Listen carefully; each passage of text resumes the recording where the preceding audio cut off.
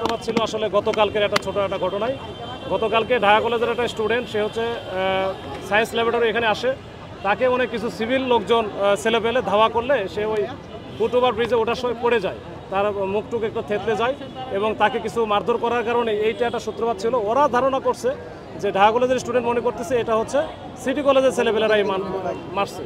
তখন এরা আজকে সকালে, কিন্তু সকালে না, দুপুরের দিকে 12টা সাড়ে 12টার দিকে তারা কিন্তু সদল বলে মোটামুটি 250-300 পোলাপান এখানে এসে সিটি কলেজে প্রথমে অ্যাটাক করে। এরপরে আমরা যখন খবর পেলাম আমরা অ্যাডিশনাল ফোর্স নিয়ে এখানে আসার পরে এখানে কিন্তু আমরা চেষ্টা করছি ঢাকা কলেজের ওদেরকে আমি সরাই দিয়েছি, নিবৃত্ত করার চেষ্টা করছি, ডিসপার্স করার চেষ্টা করছি, এদেরকেও করছি। দুই পক্ষের মধ্যে আমি সাউন্ড গ্রেনেড আমরা মারছি, আপনারা দেখছেন মাঝামাঝি বরাবর, যেন কেউ মুখোমুখি না হয়। মুখোমুখি হলে একটা হতাহত হওয়ার সম্ভাবনা ছিল, এরা যে অবস্থা ছিল। তো আমরা বারবার চেষ্টা করছি দুই পক্ষের সাথে যেন ডিসপার্স হয়ে যায়, তারা যেন আর কোনো ঝামেলা না করে। তারপরেও মাঝে মাঝে তারা সংঘর্ষে জড়াইছে, আমরা মাঝখানে অবস্থান নিয়েছি। এখন ঢাকা কলেজের ওরা চলে গেছে, সিটি কলেজের ওরা কিছুটা বিক্ষুব্ধ ছিল। ওদের হচ্ছে যে গেটটা আছে, গেটের এখানে কিছু ভাঙচুর করেছে, এটা তারা এজিটেটেড। তো এই বিষয়টা নিয়ে আমরা হয়তো একটু কথা বলবো, কথা বলে সিসি ক্যামেরা দেখে কারা কারা এর পিছনে ছিল তাদের আমরা আইডেন্টিফাই করার চেষ্টা করব।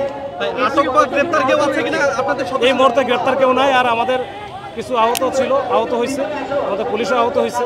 আমরা 10-12 জনকে পাঠিয়ে দিয়েছি, আমরা 10-12 জনের মতো আমরা পাঠাইছি। আমার যতটুকু মনে আছে আমরা অ্যাম্বুলেন্স নিয়ে আমরা 10-12 জনকে পাঠাইছি। তাদের বিভিন্ন জায়গায় কারো মাথায় লাগছে, কারো ঘাড়ে লাগছে, কারো হাতে লাগছে, এটা ইটপাট কেলে।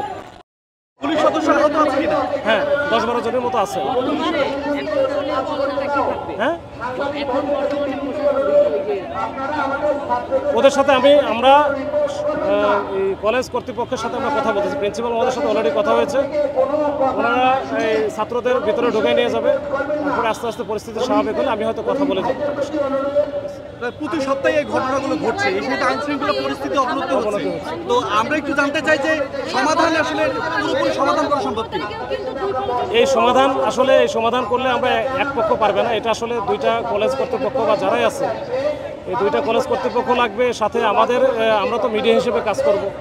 এখানে যে যদি কমিউনিটি যারা আছে তাদেরও এঙ্গেজমেন্ট লাগবে, মানে সবাই মিলে একটু কাজ করলে আমার মনে হয় এটা আমরা ভুলে যাইতে পারবো এবং এটা আমরা সমাধান করতে পারবো। এটা না করলে এটা ভবিষ্যতে আমাদের জন্য, সবার জন্য খারাপ। আইন শৃঙ্খলা পরিস্থিতি পুরাই এখানে অবনতি হচ্ছে, লোকজনের হতাহত হওয়ার সম্ভাবনা দেখা দিচ্ছে।